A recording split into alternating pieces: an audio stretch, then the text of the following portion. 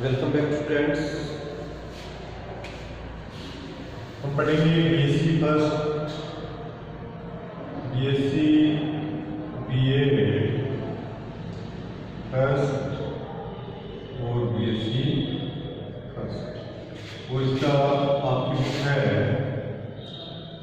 इनवर्टिब्रेटर और ये आपका पार्ट नंबर रहेगा 9 नंबर पार्ट रहेगा। सब्जेक्ट जूलॉजी, सब्जेक्ट रहेगा आपका जूलॉजी। देखिए स्टूडेंट्स, हम स्टडी कर रहे हैं यूग्लिना की। यूग्लिना की पीछे की क्लासों में यूग्लिना की स्ट्रक्चर्स, यूग्लिना के अंदर लोकोमोशन, न्यूट्रिशंस या ऑस्मोरेगुलेशंस आदि के बारे में अध्ययन कर चुके हैं।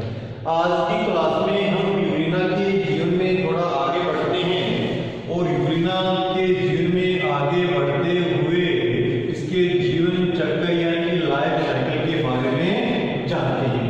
लाइफ साइकिल जीवन चक्र जो संबंधित होता है वो आपका संबंधित होता है रिप्रोडक्शन से यानी जन्म से। अब देखिए स्टूडेंट्स, यूग्लिना एक कोशिकीय प्राणी है। एक कोशिकीय प्राणी है तो इस प्राणी के अंदर कोई विशिष्ट प्रकार के रिप्रोडक्टिव ऑर्गन नहीं पाए जाते हैं। रिप्रोडक्टिव ऑर्गन के अभाव के कारण ही जो यूग्लिना होता है, यूग्लिना में कभी भी सेक्सुअल रिप्रोडक्शन नहीं होता है। इसमें क्या पाया जाता है? एसेक्सुअल रिप्रोडक्शन पाया जाता है। एसेक्सुअल रिप्रोडक्शन होता है, अलैंगिक जनन होता है। अब देखिए स्टूडेंट्स कि जो यूग्लिना है, यूग्लिना के अंदर जो अलैंगिक जनन होता है वो दो विधियों के द्वारा होता है। दो विधि कौन सी है? एक विधि तो है आपकी बाइनरी फिजन्स के द्वारा, बाइनरी फिजन्स के द्वारा बाइनरी फिजन्स होता है। और सेकंड जो विधि है इसमें क्या होता है? मल्टीपल फिजन्स भी होता है। मल्टीपल फिजन्स और बाइनरी फिजन्स के द्वारा। और मल्टीपल जो फिजन होता है इसे क्या बोलते हैं? इंसिस्टमेंट भी कहा जाता है। इंसिस्टमेंट भी कहा जाता है।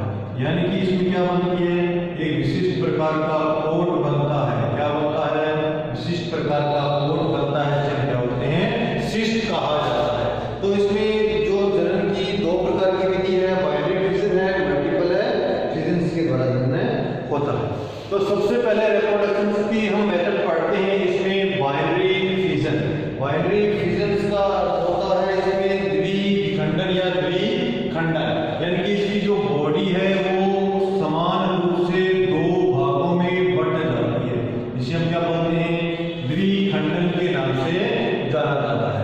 और द्विखंडन इस प्रकार का जनन जो होता है ये अनुकूल परिस्थितियों में होता है, जबकि मल्टीपल फिजन जो होता है ये प्रतिकूल परिस्थितियों में होता है। ये अनुकूल परिस्थिति में, जबकि दूसरा कौन सा होगा? प्रतिकूल परिस्थितियों में होता है। ये प्रतिकूल परिस्थिति में होगा, प्रतिकूल परिस्थितियों में, और क्या होगा?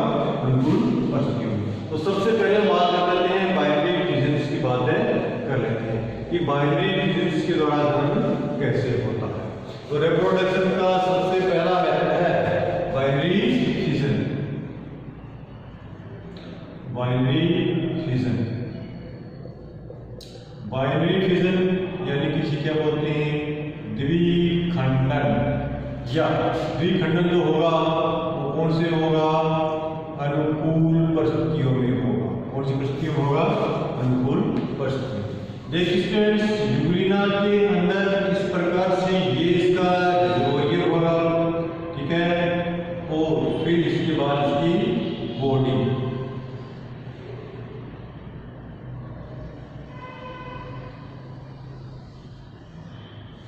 ये यूग्लिना है।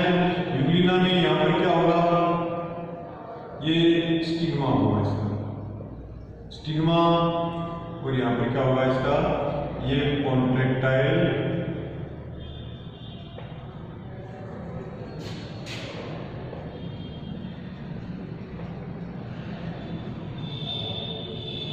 रेटिकुलस, ठीक है। तो यहाँ से क्या निकला, यहाँ से इसकी फ्रेसिला। तो देखिए यहाँ पर बिल्कुल सेंटर में इसमें क्या होता है, सेंटर में इसका होता है न्यूक्लियस। और इसके न्यूक्लियस में हमने देखा है कि इसके न्यूक्लियस में बहुत सी क्या पाई जाती है, बहुत सी केंद्रिकाएं पाई जाती है। क्या पाई जाती है, न्यूक्लियोलाई, न्यूक्लियोलाई पाई जाती है। और ये केंद्रिकाएं जब आपस में संयोजित हो जाती है तो इस बॉडी को हम एंडोसोम्स के नाम से भी जाने जाते हैं, या एंडोसोम्स। न्यूक्लियोलाइज यानी कि बहुत सी केंद्रिकाओं को एक साथ न्यूक्लियोलाइज या एंडोसोम कहा जाता है, कहा जाता है एंडोसोम के नाम से जाना जाता है। अब देखिए स्टूडेंट्स कि इसके अंदर जो विभाजन की प्रक्रिया होती है, इसमें विभाजन कभी भी इस प्रकार से अनुप्रस्थ रूप से नहीं होता है, जबकि इसमें जो विभाजन होता है वो लॉन्गिट्यूडिनल रूप से होता है, लंबवत रूप से विभाजित होकर एक यूग्लिना से कितने यूग्लिना बन जाते हैं, 2 यूग्लिना बन जाते हैं। और जो इसमें विभाजन का मेथड होता है वो होता है आपका माइटोसिस, यानी कि समसूत्री विभाजन होता है। तो समसूत्री विभाजन शुरू होने से पहले देखिए यूग्लिना ये है, तो ये यूग्लिना यानी समसूत्री विभाजन की कितनी स्टेज होगी, आपकी स्टेज नंबर 1 इसे हम प्रोफेज के नाम से जानते हैं, दूसरी स्टेज वो मेटाफेज के नाम से जानते हैं, और तीसरी स्टेज वो एनाफेज के नाम से जानते हैं, और चौथी स्टेज क्या है, टेलोफेज के नाम से जानते हैं। तो ये जो विभाजन की प्रक्रिया होगी ये 4 स्टेज से गुजरती है। तो सबसे पहले हम देखते हैं प्रोफेज अवस्था। प्रोफेज अवस्था में जो रिप्रोडक्शन होता है, रिप्रोडक्शन की प्रक्रिया प्रारंभ होती है, वो किस प्रकार से होती है। देखिए स्टूडेंट्स, ये जो केंद्रक है, केंद्रक के अंदर ये आपको जो केंद्रिका है, केंद्रिकाओं के चारों ओर ये धागों की समान जो संरचना पाई जाती है, क्या बोलते हैं हम, इन्हें बोलते हैं क्रोमोसोम के नाम से जानते हैं। तो प्रोफेज अवस्था में ये क्रोमोसोम क्या हो जाएंगे, बीच में से विपाटित हो जाएंगे, यानी कि एक बीच में से विपाटित होकर क्या बन जाएंगे, 2 भागों में बट जाते हैं। तो 2 भागों में बट जाएंगे, तो दोनों भागों में बटने वाली इस संरचना को क्या बोलते हैं, इसे हम कहते हैं अर्धगुणसूत्र या क्रोमेटिड के नाम से जानते हैं, अर्धगुणसूत्र या क्रोमेटिड के नाम से जानते हैं। तो सबसे पहले प्रोफेज अवस्था में ये क्रोमेटिड के अंदर परिवर्तित तो हो जाते हैं, और जो न्यूक्लियोलाई या एंडोसोम है, यानी कि न्यूक्लियोलाई जो केंद्रिका है, केंद्रिका एक आपस में मिलकर एक विशिष्ट प्रकार की मध्य में संरचना बना लेते हैं, एंडोसोम बना लेते हैं। तो इस प्रकार क्रोमेटिड युक्त और एंडोसोम युक्त जो आपका केंद्रक होगा, इसे हम क्या बोलेंगे, इसे हम बोलेंगे न्यूक्लियर बॉडी कहेंगे। क्या कहेंगे, न्यूक्लियर बॉडी के नाम से जानते हैं, न्यूक्लियर बॉडी के नाम से जानते हैं। और अब सबसे पहले देखिए इसमें जो आपका क्या था, जो रिजोरियम है, रिजोरियम में क्या हो जाएगा, अब विभाजित होना शुरू होगा। प्रोफेज अवस्था में विभाजित होना शुरू होता है, और विभाजित होकर क्या होगा कि मेटाफेज अवस्था में ये आपके रिजोरियम भी हैं, ये संख्या में क्या हो जाते हैं, 2 रिजोरियम के अंदर परिवर्तित हो जाते हैं, संख्या में 2 के अंदर। इस प्रकार से देखिए, एक तो ये है आपका, नेक्स्ट ये, यानी कि 2 रिजोरियम्स में बन जाते हैं। कौन सी अवस्था में, प्रोफेज के बाद जो अवस्था आती है वो क्या आती है, मेटाफेज। कौन सी अवस्था आती है, मेटाफेज। और इसमें जो आपके जो बाह्य फ्लैजिला हैं, बाह्य फ्लैजिला 2 और 2 ही आंतरिक फ्लैजिला, यानी कि 4 फ्लैजिला इसमें बन जाते हैं। और जो क्रोमेटिड होते हैं, क्रोमेटिड क्या होते हैं, क्रोमेटिड बिल्कुल इसके सेंटर में क्या हो जाते हैं, लंबवत रूप से अवस्थित हो जाते हैं। और इस दोनों के बीच में क्या होगा, जो होता है वो आपका एंडोसोम, यानी कि संचित न्यूक्लियाई इसके सेंटर में आ जाते हैं। ठीक है, अब देखिए, अब नेक्स्ट स्टेज में क्या होता है कि नेक्स्ट स्टेज में इसमें जो एनाफेज स्टेज है, एनाफेज स्टेज के अंदर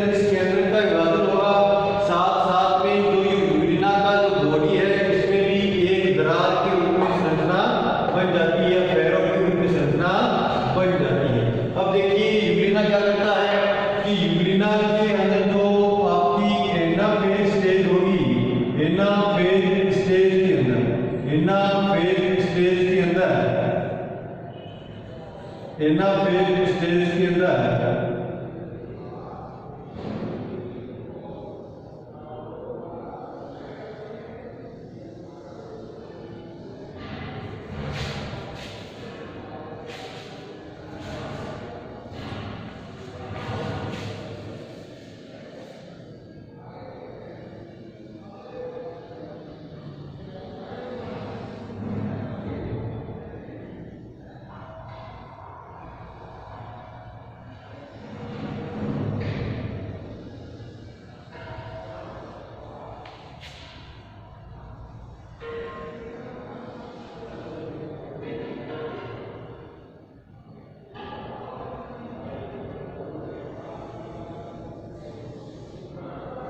दो इसमें रिजोरियो बन जाते हैं। क्या बन जाते हैं? दो रिजोरियो बन जाते हैं, जिसमें दोनों तरफ से फ्रिंजिला बाहर की ओर निकला रहता है। और इसका जो न्यूक्लियाई है, जो न्यूक्लियर बॉडी है, ये भी क्या होगा? विभाजित होना शुरू हो जाएगा, यानी कि केंद्र के खांच के द्वारा दो भागों में बंटना शुरू हो जाता है। ठीक है,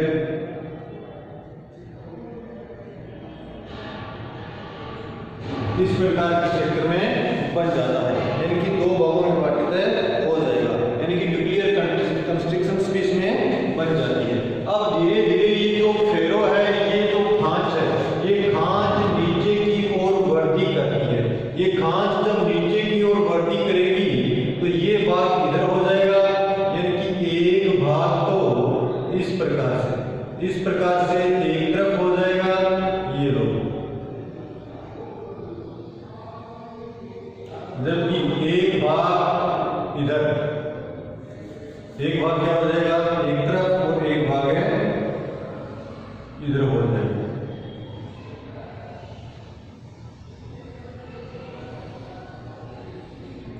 यूग्लिना जो होता है वो दो भागों में विभाजित हो जाता है, और केंद्र भी एक से क्या बन जाते हैं?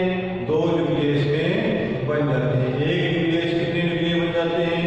दो न्यूक्लियस बन जाते हैं, और दोनों के पास यहाँ पे क्या हुई? ये कॉन्ट्रैक्टाइल न्यूक्लियर, ये स्टिग्मा, कॉन्ट्रैक्टाइल न्यूक्लियर और स्टिग्मा। तो इस प्रकार से ये एक यूग्लिना से कितने यूग्लिना बन जाते हैं? दो यूग्लिना बन जाते हैं। एक यूग्लिना से दो यूग्लिना जब बनते हैं, बनने वाले दोनों यूग्लिना को हम ड्यूटर यूग्लिना के नाम से जानते हैं। किसके नाम से जानते हैं? ये जो दोनों यूग्लिना होंगे, ये ड्यूटर यूग्लिना के नाम से जानते हैं, कि पुत्री यूग्लिना के नाम से जानते हैं। तो इस प्रकार के जनन को हम क्या बोलते हैं? बाइनरी फ्यूजन या द्विखंडन के द्वारा होने वाला जनन कहलाता है। और इस प्रकार का जो जनन होता है वो यूग्लिना में अनुकूल परिस्थितियों में होता है, अर्थात उसकी भोजन की उपलब्धता हो, टेम्परेचर सही हो, पीएच सही हो आदि, जब जल में सब कुछ मौजूद है, तो इस प्रकार का जो जनन इसमें पाया जाता है, इसे बाइनरी फ्यूजन या द्विखंडन के द्वारा होने वाला जनन कहा जाता है। अब नेक्स्ट प्रकार का जनन हम देखते हैं, मल्टीपल फ्यूजन के नाम से जाना जाता है। किसके नाम से जाना जाता है? मल्टीपल फ्यूजन या इंसिस्टमेंट के नाम से भी जाना जाता है, या जिसे हम पाल्मेला स्टेज भी कहा जाता है, पाल्मेला अवस्था भी कहा जाता है। अब देखिए, इसे पाल्मेला अवस्था क्यों कहा जाता है वो हम बताएंगे आपको। कि आपने एक शैवाल का नाम सुना होगा, क्लेमाइडोमोनास। क्लेमाइडोमोनास में कुछ इसी प्रकार का जनन पाया जाता है, और उसके इस जनन की विधि को क्या बोलते हैं? इसे हम पाल्मेला अवस्था कहा जाता है। क्या कहा जाता है? तो क्लेमाइडोमोनास में भी होता है, इसे हम क्या बोलते हैं? पाल्मेला स्टेज कहा जाता है। तो क्लेमाइडोमोनास में होने वाली पाल्मेला समाज की इसकी स्टेज होती है, इसलिए इसी स्टेज को हम क्या बोलते हैं? पाल्मेला अवस्था के नाम से, या बाइनरी फ्यूजन के नाम से, या इंसिस्टमेंट के नाम से जानते हैं। अब देखिए स्टूडेंट, हमें पता है कि इसके अंदर कुछ म्यूकस स्राव करने वाली संरचना होती है, जिसे हम म्यूसिलस बॉडीज के नाम से जानते हैं। हमने जब यूग्लिना की स्ट्रक्चर पढ़ी थी, हमने तो इसके म्यूसिलस बॉडी के बारे में आपको बताया था कि इसके अंदर एक म्यूसिलस बॉडी पाई जाती है, जो क्या करती है? म्यूकस स्राव का कार्य करती है, यानी कि म्यूकस का कार्य करती है। तो सबसे पहले जो एक यूग्लिना होता है, यूग्लिना में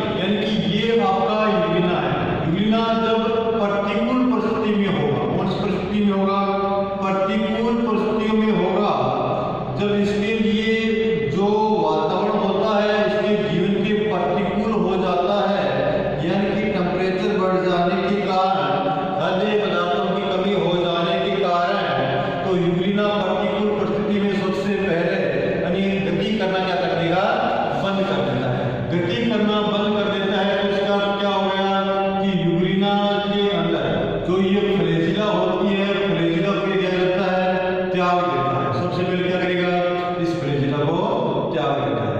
और फ्लैजिला को त्यागने के बाद हमें पता है कि इसके पूरे शरीर के ऊपर यानी कि म्यूसिलेजिनस बॉडी यानी कि म्यूकस स्रावित करने वाली कुछ काय पाई जाती है। ये म्यूकस स्रावित करने वाली जो काय होगी ये विशिष्ट प्रकार की क्या करेगी, इसकी बॉडी के चारों ओर क्या स्रावित कर देगी, श्लेष्मा स्रावित कर देगी। क्या कर देगी, श्लेष्मा स्रावित कर देगी। तो श्लेष्मा स्रावित होने के बाद जैसे ये श्लेष्मा वातावरण के संपर्क में आती है तो वातावरण के संपर्क में आने पर ये श्लेष्मा क्या हो जाती है, एक कठोर परत के रूप में परिवर्तित हो जाती है। तो कठोर परत होती है, इसी क्या बोलते हैं, सिस्ट कहा जाता है। क्या कहा जाता है, सिस्ट, टूटी, या इसे क्या बोलते हैं, कोट के नाम से जानते हैं। किसके नाम से जानते हैं, सिस्ट बोल दो या टूटी बोल दो या कोट के नाम से जानते हैं। तो ये जो कोट होगा ये म्यूकस से बना होगा। किससे बना होगा, म्यूकस से बना होगा, म्यूकस के द्वारा निर्मित होता है। अब इस कोट के अंदर क्या होता है, इस कोट के अंदर क्या होगा, कोई जो यूरिना होता है इसमें श्लेष्मा स्रावित होती रहती है। बाहर की जो कोट है, कोट के अंदर जो म्यूकस होती है, म्यूकस में ये यूरिना डसा रहता है। अब ये यूरिना क्या करेगा, इसी कोट के अंदर, इसी कोट के अंदर एक यूरिना से कितनी यूरिना बन जाएंगे भाई, एक यूरिना से कितने बन जाएंगे, एक यूरिना से दो यूरिना बन जाते हैं। एक यूरिना से क्या बन जाएंगे, दो यूरिना इसमें बन जाते हैं। एक यूरिना से कितने बने, दो। ठीक है, इस प्रकार से एक यूरिना से क्या बन गए, दो यूरिना इसमें बन जाते हैं।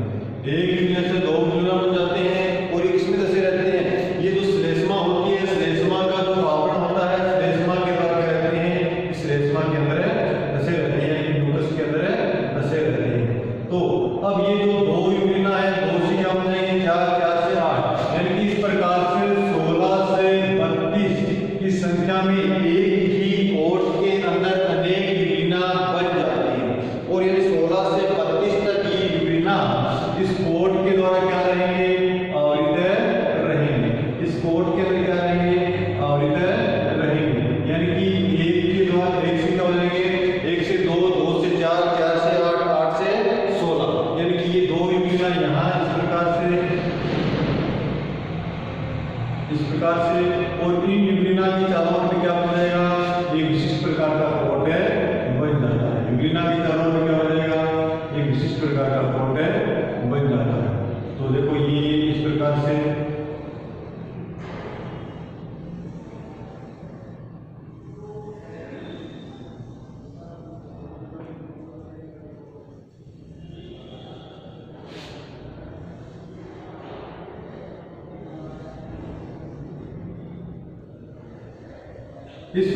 कोट से स्रावित की यूरिना यानी कि पूरी म्यूकस के अंदर बहुत सी यूरिना क्या रहेंगे, दसे रहेंगे। और ये जो दसने वाली अवस्था है, ये जो बाहरी आवरण है, इसे इंसिस्टमेंट कहा जाता है। और इस प्रकार की अवस्था ही क्लेमाइडोमोनास, क्लेमाइडोमोनास नामक क्या होता है, शैवाल के अंदर पाई जाती है। शैवाल के अंदर भी क्लेमाइडोमोनास किसी प्रकार का गठन होता है। इसमें क्या बोलते हैं, पाल्मेला स्टेज के नाम से जानते हैं। तो यूरिना की इस मल्टीपल स्टेज को पाल्मेला स्टेज के नाम से भी जाना जाता है। तो यूरिना में इस प्रकार से दो प्रकार से गठन होता है, एक तो बाइनरी फिजन्स के द्वारा होता है और दूसरा मल्टीपल फिजन्स या इंसिस्टमेंट या पाल्मेला स्टेज के द्वारा होता है। ठीक है, अब देखिए फ्रेंड्स, अब हम देखते हैं कि यूरिना को फिर प्लांट माने या एनिमल्स माने। तो ये हमारे मन में एक डाउट रहेगा, क्योंकि ये एनिमल की तरह भी कार्य करता है और प्लांट की तरह भी इसकी बॉडी होती है।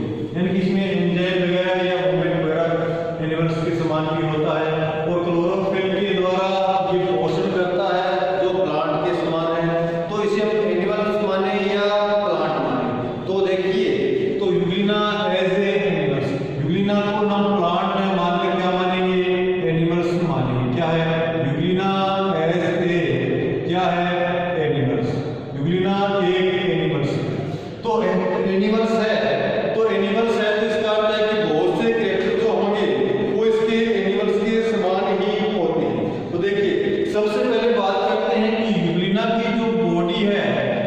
की बॉडी के बाहर, यूग्लिना की जो बॉडी है, यूग्लिना की बॉडी के बाहर सबसे बाहरी आवरण जो पाया जाता है, बॉडी के बाहर क्या पाई जाएगी आपकी? प्लाज्मा मेम्ब्रेन पाई जाती है। यानी कि जो एनिमल्स होते हैं उनके अंदर में क्या पाई जाती है? एनिमल्स में भी क्या पाई जाती है? बॉडी के बाहर प्लाज्मा मेम्ब्रेन पाई जाती है। जबकि प्लांट के अंदर क्या पाई जाती है? प्लांट के अंदर सबसे बाहर क्या पाई जाती है? सेल वॉल पाई जाती है। तो कहेंगे कि इसकी बॉडी है वो एनिमल्स के समान है, प्लांट के समान है नहीं है, क्योंकि प्लांट में तो सबसे बाहर क्या पाई जाती है? सेल वॉल पाई जाती है। एनिमल में सबसे बाहर क्या पाई जाती है? एनिमल में सबसे बाहर क्या पाई जाती है? प्लाज्मा मेम्ब्रेन पाई जाती है। ठीक है, अब नेक्स्ट देखो, जो यूग्लिना है इसमें क्या पाई जाती है? सेंट्रियोल्स पाई जाती है, यानी कि जो तारक काय है वो मौजूद है इसमें। हमने पढ़ा था कि यूग्लिना के अंदर जो फ्लैजिला है, क्या है? फ्लैजिला है। फ्लैजिला एक विशिष्ट प्रकार के साइटोप्लाज्म में पाए जाने वाली एक कणिका से निकलती है। इस कणिका को हमें क्या कहा था? ब्लेफेरोप्लास्ट। क्या बोला हमने? ब्लेफेरोप्लास्ट, या इसे क्या कहा? काइनेटोसोम के नाम से जाना जाता है। ये ब्लेफेरोप्लास्ट या काइनेटोसोम जो होते हैं, इनमें क्या पाए जाते हैं? इनमें तारक केंद्रक होते हैं, तारकाएं होते हैं। तो इसके अंदर कहा जाता है कि जो तारक केंद्रक होता है वो हमेशा क्या रहता है? प्रेजेंट रहता है। जबकि प्लांट्स के अंदर जो आपके सेंट्रियोल है, सेंट्रियोल्स का क्या होता है? अभाव होता है। सेंट्रियोल्स केवल और केवल इनमें जो कोशिका विभाजन होता है, कोशिका विभाजन के समय ही बनते हैं। बाकी इनमें सेंट्रियोल्स क्या रहते हैं? प्लांट में एब्सेंट रहते हैं। जबकि जो यूग्लिना है, यूग्लिना के अंदर सेंट्रियोल्स क्या है? हमेशा ही प्रेजेंट रहते हैं। तो यूग्लिना क्या है? प्लांट है, आपको एक प्रकार से क्या है? एनिमल से होता है। अब देख लीजिए कि जो हमने ये देखा था कि यूग्लिना क्या करता है? प्रकाश संश्लेषण की क्रिया करता है, फोटोसिंथेसिस की क्रिया करता है। और फोटोसिंथेसिस की क्रिया के दौरान इसमें क्या बनता है? ग्लूकोज बनता है। और इसमें बनने वाला ग्लूकोज बाद में एक प्रकार के कार्बोहाइड्रेट, जिसे हमने क्या कहा था? पैरामाइलोन के नाम से जाना था। ये कार्बोहाइड्रेट से जोड़ा था पैरामाइलोन। और ये पैरामाइलोन जो होते हैं तो क्लोरोफिल की जो पायरेनोइड्स होते हैं, पायरेनोइड्स के दानों में स्थित हो जाते हैं और संचित भोजन के रूप में काम में लिए जाते हैं। लेकिन ये पैरामाइलोन्स के रूप में जो कार्बोहाइड्रेट है, ये इसको हमने क्या कहा था? कि ये स्टार्च के रूप में होता है, यानी कि प्लांट के लक्ष्य के रूप में होता है, जो संचित भोजन स्टार्च के रूप में होता है। जबकि यूग्लिना के अंदर क्या होता है? पैरामाइलोन के रूप में होता है। मैंने कहा था कि ये पैरामाइलोन स्टार्च के समान ही होता है, लेकिन ये वास्तविक स्टार्च नहीं है। क्या नहीं है? वास्तविक स्टार्च नहीं है। तो इसमें वास्तविक स्टार्च का अभाव होता है, अर्थात प्लांट के समान इसे हम नहीं मान सकते हैं, क्योंकि प्लांट के अंदर जो संचित भोज्य पदार्थ होता है वो किस रूप में होता है? स्टार्च के रूप में होता है। इसके अलावा देखिए, इसके अलावा प्लांट जो होते हैं, प्लांट में किसी भी प्रकार के सेंसरी ऑर्गन्स का अभाव होता है। प्रकाश संवेदी ऑर्गन का अभाव होता है, प्रकाश ग्राही ऑर्गन का अभाव होता है। लेकिन जो यूग्लिना है, यूग्लिना की फ्लैजिला में हमने एक चीज देखी थी। यूग्लिना की जो फ्लैजिला है, फ्लैजिला के अंदर क्या पाई जाती है? पैराफ्लैजिलर बॉडी। क्या पाई जाती है? पैराफ्लैजिलर बॉडी। और ये पैराफ्लैजिलर जो बॉडी है, इसमें क्या पाया जाता है? लैक्टोफ्लेविन। क्या पाया जाता है? लैक्टोफ्लेविन। वो लैक्टोफ्लेविन प्रकाश ग्राही की तरह कार्य करता है। और दूसरी इसमें क्या पाई जाती है? स्टिग्मा पाई जाती है। क्या पाई जाती है? स्टिग्मा पाई जाती है। और ये स्टिग्मा भी एक ड्रग बिंदु की तरह कार्य करती है, ये भी एक स्वेरियम की तरह कार्य